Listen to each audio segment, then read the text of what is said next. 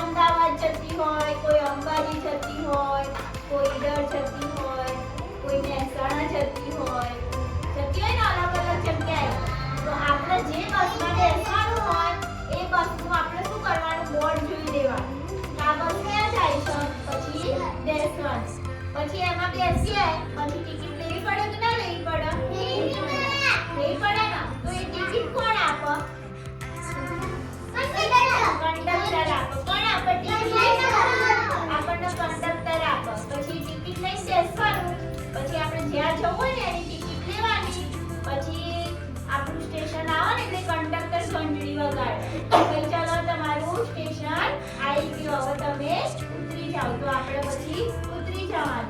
આપણે જાતા રોટી જવું હોય, અમદાવાદની બસમાં બેઠા હોઈએ અને આપણે હિંમતનગર જવું હોય તો હિંમતનગર આવો તો આપણે શું કરવાનું? ઉતરી જવાનું. છેક નતર ના ઉતરીએ તો આપણને બસ ક્યાં લઈ જાય? અમદાવાદ લઈ જાય. લઈ જાય ને અમદાવાદ પહોંચી જઈએ એટલે આપણું સ્ટેશન આવે એટલે આપણે ઉતરી જવાનું. પછી બસ કરતા પણ વધારે માણસ શેમાં બેસી શકે ખબર છે તમને? છુક છુક ગાડી બધાએ જોઈ છે? છુક છુક ગાડીમાં ઘણા બધા ડબ્બા હોય છે ને, તો એમાં પણ તમારે જ્યાં જવું હોય ને એમાં બેસીને જવાય. તો એમાં તો બસ કરતા પણ ખાસા બધા માણસો બેસી શકે.